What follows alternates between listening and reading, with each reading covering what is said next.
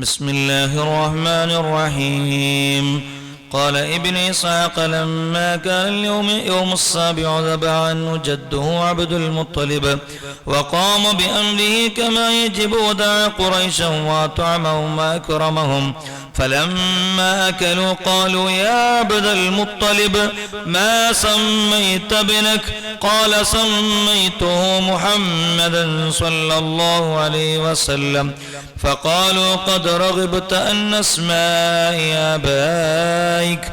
قال أردت أن يحمده من على الغبراء محمدا سموا نبي الهدى وهو أحق الناس بالحمد صلى عليه الله ما أشرقت شمس الله في ذلك السعد.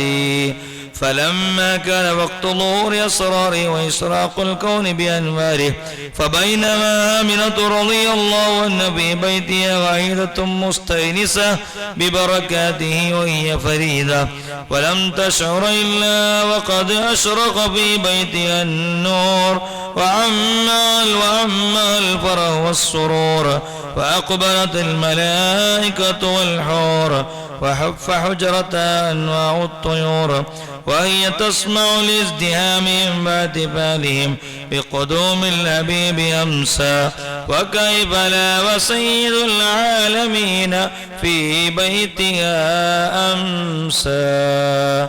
صلى الله على محمد صلى الله عليه وسلم. صلى الله على محمد صلى الله عليه وسلم.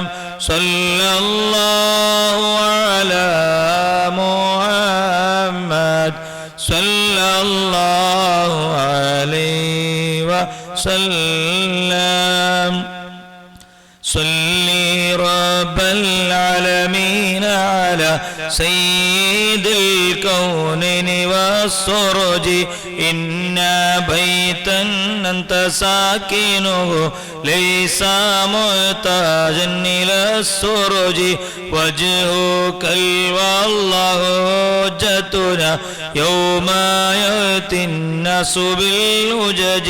صلي رب العالمين على سيد الكونين والسرج ومريضا أنت زائره قد آتاه الله بالفرج فزمن قد كنت بغيته وسما في أربع درج.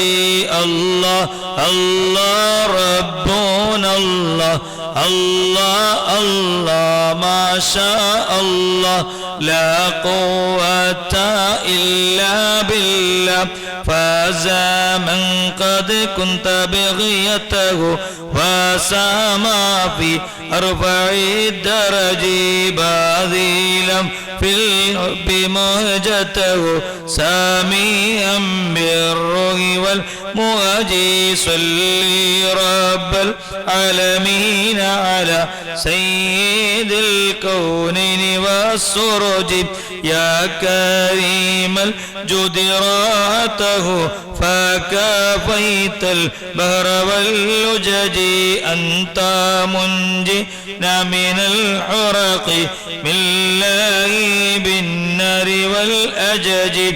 صلي رب العالمين على سيد الكونين والسرج ذنبنا ما لا يمنعنا من ظروف الدمع والعجج حبكم بقلبنا مهون من رأين الذنب والحجج. والحرج صبكم والله لم يخب لكمال الحسن والبهج صلي رب العالمين على سيد الكونين والسرج إننا نرجو لشافعنا في صلاح الدين والنهج وهو نجانا من البلوى طيبوا بالعالم الأرج الله الله ربنا الله الله الله حسبنا الله لا قوة إلا بالله ربي وارزقنا زيارته قبل قبض الروح والخرج صلي صلي يا ربي على الهادي لسبيل الحق والفرج الله الله ربنا الله الله الله حسبنا الله نحمد الله نشكر الله ذلك فضل من الله. السلام عليكم ورحمة الله وبركاته. اللهم صل على محمد وعلى آل محمد كما صليت على إبراهيم وعلى آل إبراهيم إنك حميد മജീദ്. റയാഹിൻ ഓൺലൈനിലുള്ള പ്രിയപ്പെട്ട പഠിതാക്കളെ, നമ്മുടെ അൽ അസ്ഹാർ കേന്ദ്ര കമ്മിറ്റി ഒരുക്കുന്ന റയാഹിൻ പഠന കോഴ്സിലുള്ള പ്രിയപ്പെട്ടവർക്ക് വേണ്ടിയുള്ള റബീ ക്യാമ്പയിനിൻ്റെ നൂറുൻ അലാ നൂർ എന്ന പ്രോഗ്രാമിലാണ് നമ്മളുള്ളത്.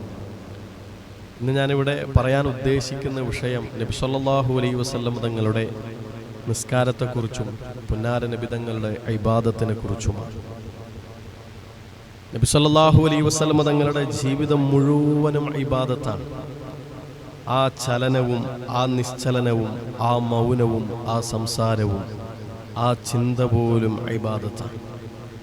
ഒരു സെക്കൻഡ് പോലും, ഒരു നിമിഷം പോലും അള്ളാഹു എന്ന ചിന്ത മനസ്സിൽ കടന്നു വരാതെ, അള്ളാഹു എന്ന ബോധമില്ലാതെ നബി സല്ലല്ലാഹു അലൈഹി വസല്ലം തങ്ങൾ കഴിഞ്ഞു പോയിട്ടില്ല. നബിതങ്ങളുടെ ഉണർവും നബിതങ്ങളുടെ ഉറക്കവും എല്ലാം ആരാധന തന്നെയാണ്. എന്നാൽ നബി സല്ലല്ലാഹു അലൈഹി വസല്ലം തങ്ങളുടെ ചില ഇബാദത്തുകൾ അത് ദീർഘമായ നേരം, ദീർഘമായ സമയം ഇബാദത്തിന് വേണ്ടി ചെലവഴിച്ചതായിട്ട് കാണാം. അതോടൊപ്പം തന്നെ ചില ഇബാദത്തുകൾ വളരെ പെട്ടെന്ന് നിർവഹിച്ചതായിട്ടും കാണാം. നബി സല്ലല്ലാഹു അലൈഹി വസല്ലം തങ്ങളുടെ നിസ്കാരത്തെക്കുറിച്ച് പറയാറുണ്ട്, ചില നിസ്കാരങ്ങൾ നബി സല്ലല്ലാഹു അലൈഹി വസല്ലം തങ്ങൾ നിസ്കരിക്കുമ്പോൾ സുജൂദ് ചെയ്തിട്ടുണ്ടോ, റുക്കൂ ചെയ്തിട്ടുണ്ടോ എന്ന് തോന്നിപ്പോകും. അഥവാ നിസ്കാരം നിർവഹിച്ചു കഴിഞ്ഞോ എന്ന് ചിന്തിച്ചു പോകും. അത്രമേൽ വേഗതയിലായിരുന്നു. എന്നാൽ മറ്റു ചില നിസ്കാരങ്ങളെക്കുറിച്ച് പറയപ്പെടുന്നത് നബി സല്ലല്ലാഹു അലൈഹി വസല്ലം തങ്ങൾ സുജൂദിലേക്കൊക്കെ പോയി കഴിഞ്ഞാൽ നബി സല്ലല്ലാഹു അലൈഹി വസല്ലം തങ്ങൾ വഫാത്തായി പോയോ, ഇനി നബി തങ്ങൾ തിരിച്ചു വരില്ലയോ എന്ന് ചിന്തിച്ചു പോകും. കാരണം അത്രമേൽ ദീർഘമായ സമയം സുജൂദിലായിരിക്കും, അത്രമേൽ ദീർഘമായ സമയം റുക്കൂഇലായിരിക്കും. അപ്പോൾ രണ്ട് രീതിയിലും നബി സല്ലല്ലാഹു അലൈഹി വസല്ലം തങ്ങളുടെ നിസ്കാരങ്ങളെ ശ്രദ്ധിച്ചു കഴിഞ്ഞാൽ, പഠിച്ചു കഴിഞ്ഞാൽ നമുക്ക് മനസ്സിലാക്കാൻ വേണ്ടി സാധ്യമാകും.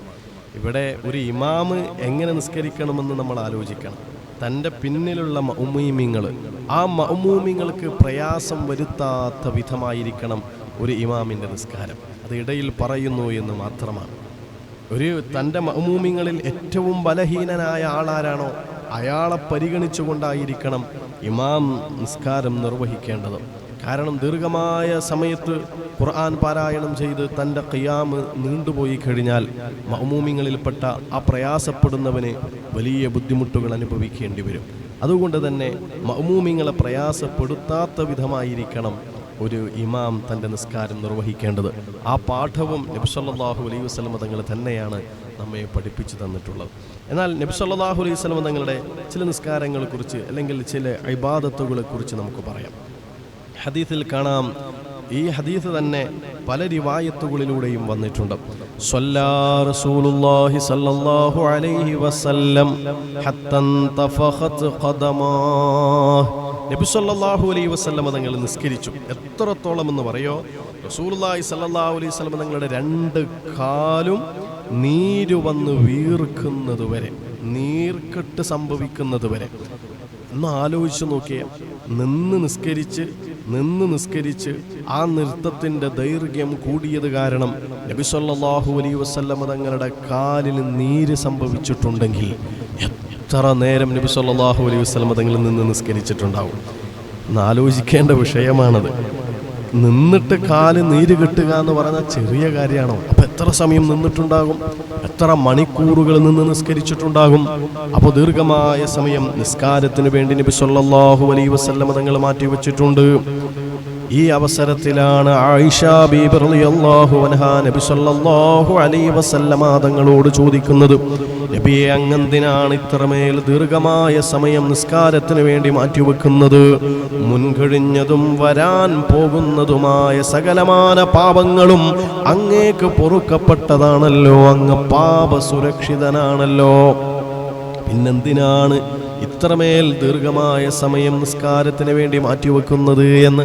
അതിന് നബി സല്ലല്ലാഹു അലൈഹി വസല്ലം തങ്ങൾ പറഞ്ഞ മറുപടി എന്താണെന്നറിയോ? ഖാല, നബി തങ്ങൾ മറുപടി പറയുകയാണ്, അഫലാ അകൂന അബ്ദൻ ശകൂറാ, ഞാൻ നന്ദിയുള്ള ഒരടിമയാവേണ്ടയോ എന്ന്. അല്ലാഹു എനിക്ക് എത്രമേൽ വലിയ അനുഗ്രഹങ്ങളാണ് ചെയ്തു തന്നിട്ടുള്ളത്.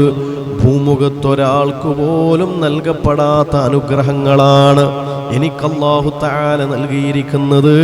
എണ്ണിയാലൊടുങ്ങാത്ത അനുഗ്രഹങ്ങൾ, എണ്ണമറ്റ നിഅമത്തുകൾ അല്ലാഹു എനിക്ക് നൽകുമ്പോ അഫലാ അകൂന അബ്ദൻ ശകൂറാ, ഞാനൊരു നന്ദിയുള്ള അടിമയാവേണ്ടയോ? എനിക്ക് അല്ലാഹു നൽകിയ അനുഗ്രഹങ്ങൾക്ക് നന്ദി രേഖപ്പെടുത്തേണ്ടയോ? അതുകൊണ്ടാണ് എനിക്ക് സാധ്യമാകും വിധം ഞാൻ ഇബാദത്ത് നിർവഹിക്കുന്നത് എന്ന് മഹാനായ മുഹമ്മദുർ റസൂലുള്ളാഹി സ്വല്ലല്ലാഹു അലൈഹി വസല്ലം തങ്ങൾ പഠിപ്പിക്കുകയാണ്. എൻ്റെ പ്രിയപ്പെട്ടവർ, ഈ ശബ്ദം ശ്രവിക്കുന്ന എല്ലാവരും ഒന്ന് ആലോചിച്ചു നോക്ക്, നമ്മുടെയൊക്കെ ഇബാദത്തിൻ്റെ അവസ്ഥ എന്താണ്? ഈ പറയുന്ന എൻ്റെ ഇബാദത്തിൻ്റെ അവസ്ഥ എന്താണ്?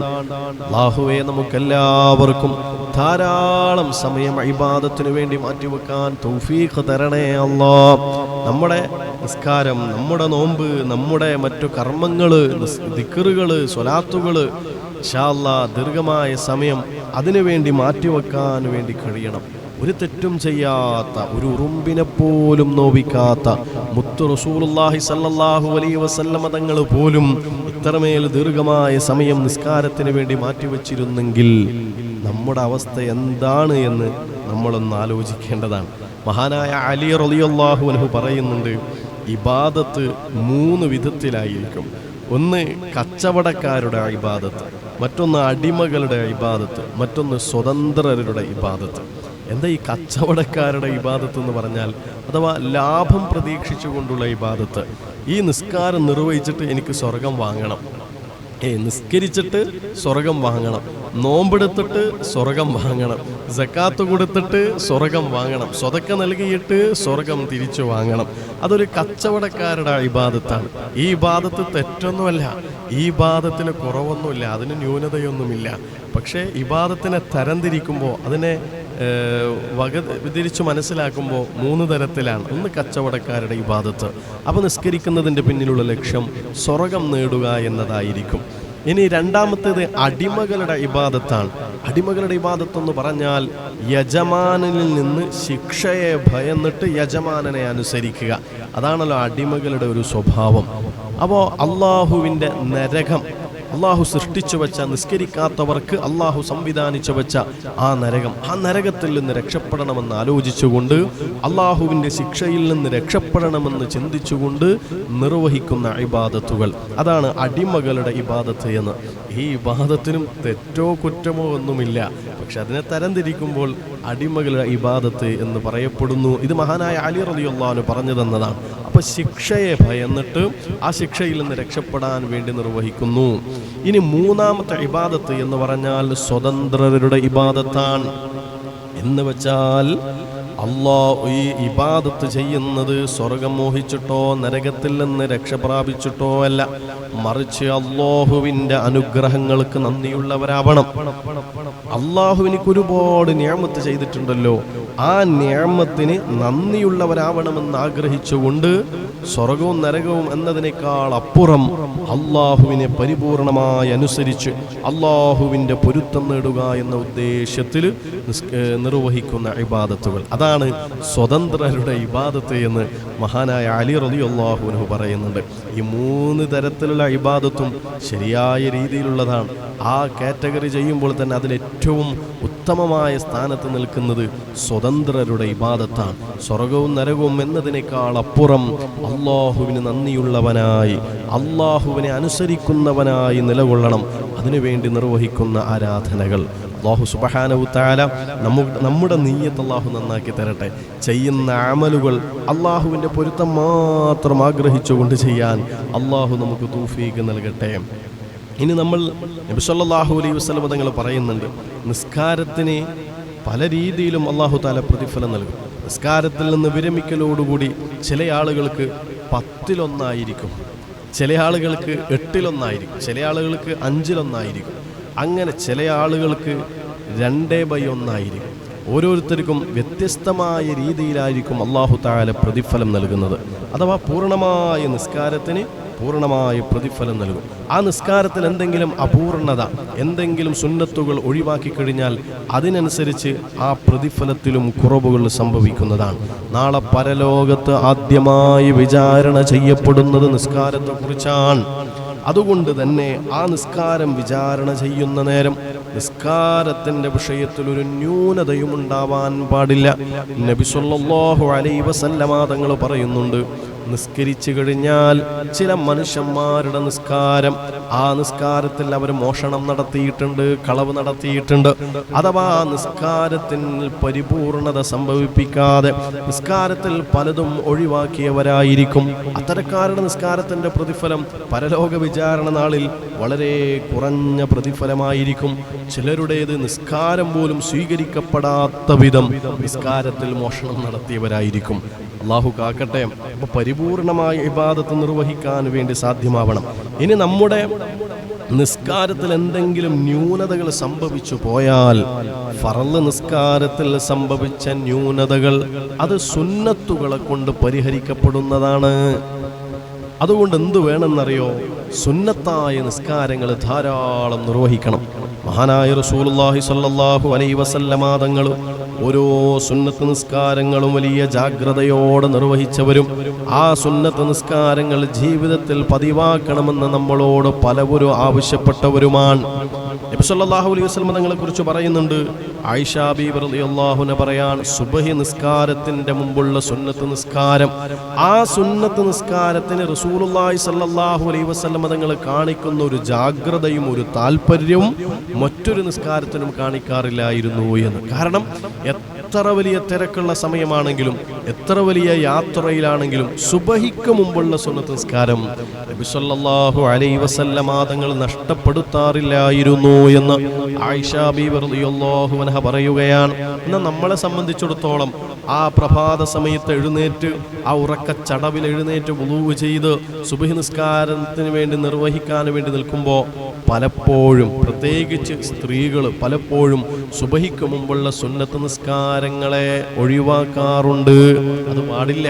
വളരെ ഗൗരവത്തോടുകൂടി നിസ്കരിക്കണം. നബി സല്ലല്ലാഹു അലൈഹി വസല്ലം തങ്ങൾ പറഞ്ഞതാണ്, ആ സുബഹിക്ക് മുമ്പുള്ള സുന്നത്ത് നിസ്കാരം ഒരാൾ നിർവഹിച്ചു കഴിഞ്ഞാൽ ഈ ദുനിയാവും ദുനിയാവിലുള്ളതും അവന് ലഭിക്കുന്നതിനേക്കാൾ ഉത്തമമാണ്. സല്ലല്ലാഹു അലൈഹി വസല്ലം തങ്ങൾ അത്രമേൽ ഇഷ്ടത്തോടെ നിസ്കരിച്ച സുന്നത്ത് നിസ്കാരമാണത്. അപ്പോൾ ഒരുപാട് സുന്നത്ത് നിസ്കാരങ്ങളുണ്ട്, ഇടയിൽ ഒന്ന് പറഞ്ഞു എന്ന് മാത്രം. അപ്പോൾ ആ സുന്നത്ത് നിസ്കാരങ്ങളൊക്കെ നിർവഹിക്കുമ്പോൾ ഫർള് നിസ്കാരത്തിലെ ന്യൂനതകളെ അല്ലാഹു തആല പരിഹരിച്ചു തരുന്നതാണ്. പക്ഷെ സുന്നത്ത് നിസ്കാരം എന്നൊക്കെ പറയുമ്പോൾ ചിലർ ചിന്തിക്കും, അത് സുന്നത്തല്ലേ ഉള്ളൂ. ഏത് സുന്നത്തായ കാര്യത്തെക്കുറിച്ച് പറയുമ്പോഴും ചിലർ പറയുന്ന വാക്കുകളാണ് അത് സുന്നത്തല്ലേ ഉള്ളൂ എന്ന്. അത് ആ വാക്ക് തന്നെ സുന്നത്തിനെ നിസ്സാരമാക്കുന്ന വാക്കാണ്. സുന്നത്തല്ലേ ഉള്ളൂ എന്ന് പറഞ്ഞാൽ പ്രിയപ്പെട്ടവരെ അങ്ങനെയല്ല പറയേണ്ടത്. നിസ്സാരമാക്കുന്ന വാക്കല്ല നമ്മൾ പറയേണ്ടത്. സുന്നത്തല്ലേ ഉള്ളൂ എന്നല്ല പറയേണ്ടത്, അത് സുന്നത്താണല്ലോ എന്ന ഒരു പോസിറ്റീവ് വാക്കുകളാണ് നമ്മുടെ ഭാഗത്തു നിന്നുണ്ടാവേണ്ടത്. സുന്നത്തല്ലേ ഉള്ളൂ എന്ന് പറഞ്ഞ് നിസ്സാരമാക്കരുത്, മറിച്ച് സുന്നത്താണല്ലോ എന്ന് ചിന്തിച്ച് ആ സുന്നത്ത് ഒഴിവാവാതെ ആ സുന്നത്തിനെ നിർവഹിക്കാൻ വേണ്ടിയാണ് നമ്മൾ ശ്രമിക്കേണ്ടത്. നമ്മളങ്ങനെ നിസ്കരിച്ച ഓരോ നിസ്കാരവും അല്ലെങ്കിൽ ആ നിസ്കാരത്തിൻ്റെ സ്ഥലം നാളെ പരലോകത്ത് വിചാരണ നാളിൽ നമുക്ക് വേണ്ടി അനുകൂലമായി സാക്ഷി നിൽക്കും. നാം സുജൂദ് ചെയ്ത സ്ഥലം അത് നാളെ പരലോകത്ത് സാക്ഷി നിൽക്കുന്നതാണ്. സുജൂദ് ചെയ്ത സ്ഥലം, അതുകൊണ്ട് തന്നെ സുജൂദിൻ്റെ സ്ഥലങ്ങളെ അധികരിപ്പിക്കണം. ഒരു സുന്നത്ത് നിസ്കാരം ഒരു സ്ഥലത്ത് നിസ്കരിച്ചാൽ ഒന്ന് മാറി നിസ്കരിക്കാൻ പറ്റുവാണെങ്കിൽ അങ്ങനെ മാറി നിസ്കരിച്ചാൽ ആ സ്ഥലവും നാളെ പരലോകത്ത് അല്ലാഹുവിനോട് നമുക്ക് വേണ്ടി ശുപാർശ ചെയ്യുമെന്നാണ്, നമുക്ക് വേണ്ടി അനുകൂലമായി സാക്ഷി നിൽക്കുമെന്നാണ് മഹാനായ റസൂലുള്ളാഹി സ്വല്ലല്ലാഹു അലൈഹി വസല്ലമ തങ്ങൾ നമ്മെ പഠിപ്പിക്കുന്നത്. ആയിഷ ബീബി റളിയല്ലാഹു അൻഹയോട് നബി സല്ലല്ലാഹു അലൈഹി വസല്ലമ തങ്ങളെ കുറിച്ച് ചിലർ ചോദിക്കുന്നുണ്ട്. ആ ചോദ്യം ഇങ്ങനെയാണ്. ആയിഷ ബീബിയോട് ചോദിക്കുകയാണ്, നബി സല്ലല്ലാഹു അലൈഹി വസല്ലമ തങ്ങളിൽ കണ്ട ഏതെങ്കിലും ഒരു അത്ഭുതകരമായ കാര്യം പറഞ്ഞു തരുമോ എന്ന്. അന്നേരം ആയിഷ ബീബി റളിയല്ലാഹു അൻഹ പറഞ്ഞു, നബി സല്ലല്ലാഹു അലൈഹി വസല്ലമ തങ്ങളുടെ ഏത് കാര്യത്തിലാണ് അത്ഭുതമില്ലാത്തത്? എല്ലാ കാര്യത്തിലും അത്ഭുതം തന്നെയാണല്ലോ. ഇത് പറഞ്ഞിട്ട് ആയിഷ ബീബി വീണ്ടും പറയാൻ, ഒരു തവണ നബി സല്ലല്ലാഹു അലൈഹി വസല്ലമ തങ്ങൾ എൻ്റെ കൂടെ വിരിപ്പിൽ കിടക്കുകയായിരുന്നു. പക്ഷേ ഒരല്പസമയം കഴിഞ്ഞപ്പോൾ നബി സല്ലല്ലാഹു അലൈഹി വസല്ലമ തങ്ങൾ എഴുന്നേൽക്കുകയും എന്നിട്ട് വുളൂ ചെയ്യുകയും നിസ്കാരത്തിലേക്ക് പ്രവേശിക്കുകയും ചെയ്തു. അങ്ങനെ നിസ്കാരത്തിലേക്ക് കൈകെട്ടുന്നു. പക്ഷേ ആ നിസ്കാരത്തിൽ കരഞ്ഞുകൊണ്ടിരിക്കുകയാണ്. നിസ്കാരത്തിൽ ഒരു ആയത്ത് ഓതിക്കൊണ്ടിരിക്കുന്നുണ്ട്. ഇന്ന ഫീ ഖൽഖിസ് സമാവാതി വൽ അർളി വഖ്തിലാഫിൽ ലൈലി വന്നഹാർ വന്നഹാരി ലആയാതിൽ ലിഉലിൽ അൽബാബ്. ഈ ആയത്ത് ഇങ്ങനെ പാരായണം ചെയ്തുകൊണ്ട് നിസ്കാരത്തിൽ കരയുകയാണ്. ശേഷം റുകൂയിലേക്ക് പോകുന്നു, അവിടുന്നും കരയുന്നു, ഇത്തിദാലിലും കരയുന്നു, സുജൂദിലും കരയുന്നു. ആ നിസ്കാരം മുഴുക്കെ കരച്ചിലായിരുന്നു. എത്രത്തോളം പ്രഭാതമാകുന്നതുവരെ അങ്ങനെ തന്നെയായിരുന്നു നബി സല്ലല്ലാഹു അലൈഹി വസല്ലമ തങ്ങൾ ഉണ്ടായിരുന്നത്. നിസ്കാരത്തിൽ സങ്കടത്തോടെ കരയുകയാണ്. ഇന്ന ഫീ ഖൽഖിസ് സമാവാതി വൽ അർളി വഖ്തിലാഫിൽ ലൈലി വന്നഹാർ വന്നഹാരി ലആയാതിൽ ലിഉലിൽ അൽബാബ്. ഈ ആയത്ത് ഇങ്ങനെ ആവർത്തിച്ചോദിക്കൊണ്ട് പ്രഭാതം വരെ നിസ്കാരത്തിൽ കരയുകയായിരുന്നു എന്ന് ആയിഷ ബീബി റളിയല്ലാഹു അൻഹ പറയാൻ. നബി സല്ലല്ലാഹു അലൈഹി വസല്ലമ തങ്ങളുടെ ഒരു അത്ഭുതത്തെ കുറിച്ച് പറഞ്ഞു തരുമോ എന്ന് ചോദിച്ചപ്പോഴാണ് ആയിഷ ബീബി റളിയല്ലാഹു അൻഹ ഈ സംഭവം പറഞ്ഞത്. ഇതിൽ നിന്നൊരു കാര്യം കൂടി മനസ്സിലാക്കാം. 5 നേരവും കൃത്യമായി നിസ്കരിക്കുക, എല്ലാ സുന്നത്ത് നിസ്കാരങ്ങളും ജീവിതത്തിൽ കൊണ്ടുവരിക, നിസ്കാരത്തിന് പ്രാധാന്യം കൽപ്പിക്കുക, അതൊരു വിശ്വാസിയുടെ ജീവിതത്തിലെ അത്ഭുതം തന്നെയാണ്. റഹ്മാനായ റബ്ബേ, കൃത്യമായി നിസ്കരിക്കാനും ഇബാദത്തിൽ താൽപര്യത്തോടെ ഇടപെടാനും ഞങ്ങൾക്ക് നീ തൗഫീഖ് നൽകണേ അല്ലാഹ്. ആമീന ബിറഹ്മതിക യാ അർഹമർ റഹീമീൻ. അള്ളാഹു നമ്മൾ പറഞ്ഞതിനെയും കേട്ടതിനെയും സ്വീകരിക്കട്ടെ. ഈ ശബ്ദം കേൾക്കുന്നവർ ആർക്കെങ്കിലും ഏതെങ്കിലും തരത്തിലുള്ള മുറാദുകളുണ്ടെങ്കിൽ അള്ളാഹു നമ്മുടെ എല്ലാ ഹലാലായ മുറാദുകളും ഹാസുലാക്കി തരട്ടെ. ആമീൻ. നിർത്തുന്നു. അസ്സലാമു അലൈക്കും വറഹ്മത്തുള്ളാഹി. അൽഹംദുലില്ലാഹി റബ്ബിൽ ആലമീൻ. حمدا يوافي نعمه ويكافئ مزيدا.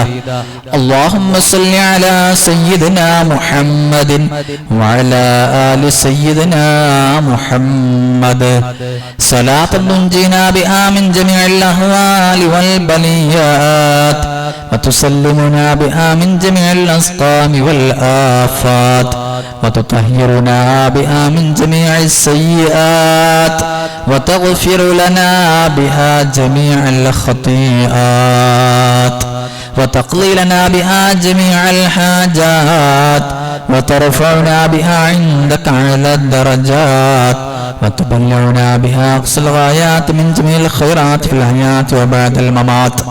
اللهم إنا نتوسل إليك باسمك العليم وبجاه نبيك الكريم ووليك العظيم أن تكفر عنا الذنوب وتستر العيوب وتحسن الأخلاق وتوسع الأرزاق وتشفي النسقام وتعافي الآلام وأن تدفع عنا ونأهل بلدنا وبيتنا هذا السم الناكع والداء القامع والوباء القاطع إنك مجيب سامع وأن تصرف عنا الطاعون والبلاء وتعصمنا من زار قهرك والوباء واحتجبنا بنورك من شر عدونا وشر الملعون ومن شر الوباء والطاعون. اللهم لا تؤاخذنا بسوء أفعالنا ولا تهلكنا بخطايانا.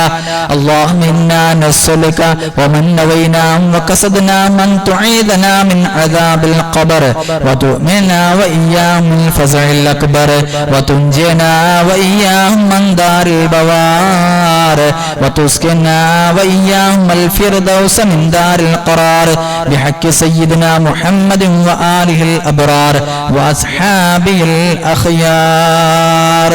اللهم إنا نعوذ بك من فتن كل مفتن وسحر كل ساحر ومكر كل ماكر وحسد كل حاسد وعين كل عائن وشر كل شيطان مريد إنك فعال لما يريد. അർഹമ റഹ്മാനായ രാജാതിരാജനായ അല്ലാഹ് ഞങ്ങളോടേതായ മദ്ഹുകളെയും മൗലീദുകളെയും നീ കബൂൽ ചെയ്യണേ തമ്പുരാനെ. അല്ലാഹുവേ അതിന്റെ മിസ്ല സവാബിനെ ഞങ്ങൾ മൺമറഞ്ഞു പോയ മുഴുവൻ മുഅ്മിനീങ്ങൾ മുഅ്മിനാത്തുകൾ വിശിഷ്യ മാതാപിതാക്കൾ ബന്ധുമിത്രാദികൾ അവരുടെ ഖബറുകളിലേക്ക് നീ എത്തിച്ചു കൊടുക്കണേ അല്ലാഹ്. അല്ലാഹുവേ ഈ മൗലീദിന്റെ സദസ്സിന് വേണ്ടി ഇതിൽ പങ്കെടുത്തുകൊണ്ടിരിക്കുന്നവർ, ഇതിനെ സാമ്പത്തികമായി സഹായിച്ചവർ, ഇതിനു വേണ്ടി കഠിനാധ്വാനം ചെയ്യുന്നവർ, ഇതുമായി ബന്ധപ്പെട്ടുകൊണ്ട് മനസ്സുകൊണ്ട് ശരീരം കൊണ്ട് സമ്പത്ത് കൊണ്ട് സഹായിച്ചവർ എല്ലാവരെയും നീ സഹായിക്കണേ അല്ലാഹ്. അർഹമായ പ്രതിഫലം നൽകി അനുഗ്രഹിക്കണേ അല്ലാഹ്. അവരുടെയും ഞങ്ങളുടെയും കുടുംബ ജീവിതങ്ങളിലും കച്ചവട മേഖലകളിലും മുഴുവൻ ഏർപ്പാടുകളിലും നീ ഖൈർ നൽകണേ അല്ലാഹ്. ബറക്കത്ത് ചൊരിഞ്ഞു തരണേ അല്ലാഹ്. പുന്നാര ഹബീബിനെ ഹൃദയത്തോട് ചേർത്ത് വെക്കാനുള്ള എല്ലാവിധ തൗഫീഖും അനുകൂല സാഹചര്യങ്ങളും ഞങ്ങൾക്ക് നീ ഒരുക്കി തരണേ അല്ലാഹ്. മുത്തുനബിയോടുള്ള മഹബ്ബത്ത് ഞങ്ങളുടെ ഖൽബിൽ നീ വർദ്ധിപ്പിച്ചു തരണേ അല്ലാഹ്.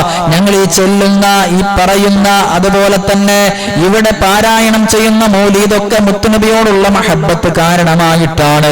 അല്ലാഹുവേ അത് കാരണമായി ദുനിയാവിലും നാളെ ആഖിറത്തിലും ഞങ്ങളെ രക്ഷപ്പെടുത്തണേ അല്ലാഹ്. അല്ലാഹു ഈ മജ്ലിസ് വെച്ചുകൊണ്ട് രോഗികളായ ആളുകൾക്ക് വേണ്ടി പ്രത്യേകം ദുആ ചെയ്യാൻ വേണ്ടി പലരും ഏൽപ്പിക്കപ്പെട്ടിട്ടുണ്ട്.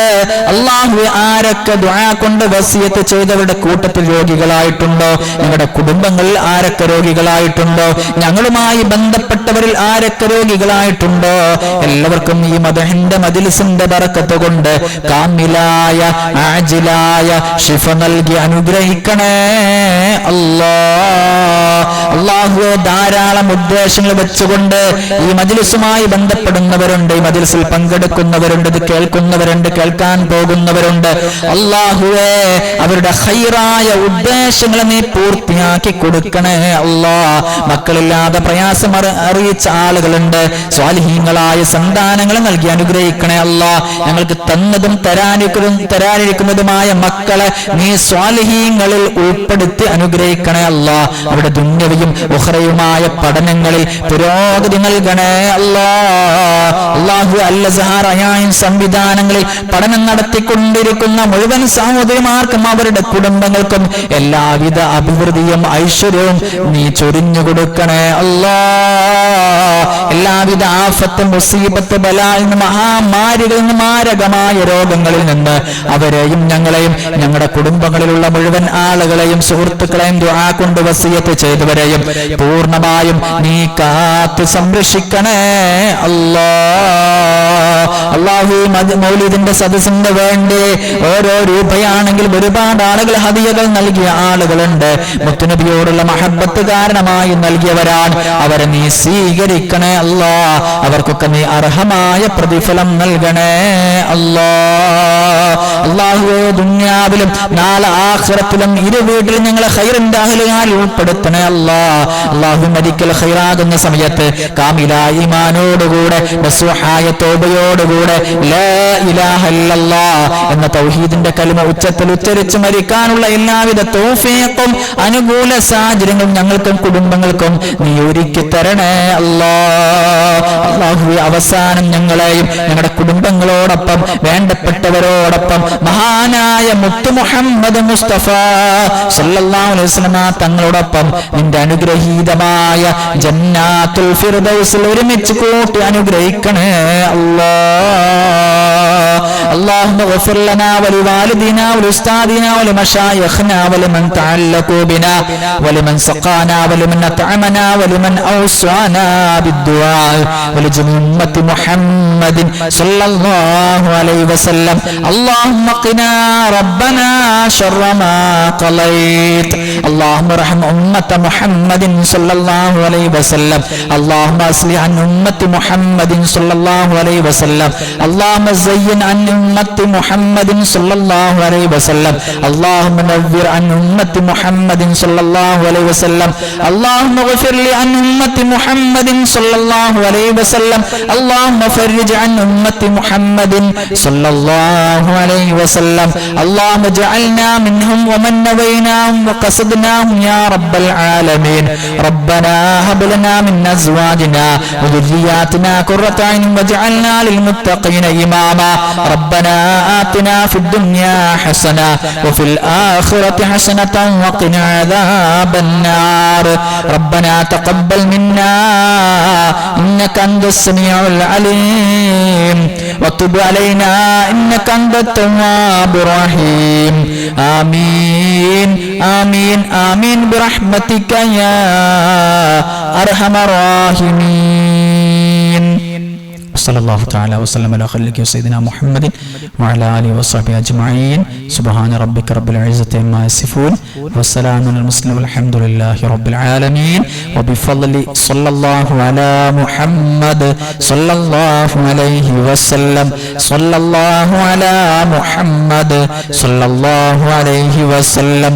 اللهم صل على محمد يا ربي صل عليه وسلم.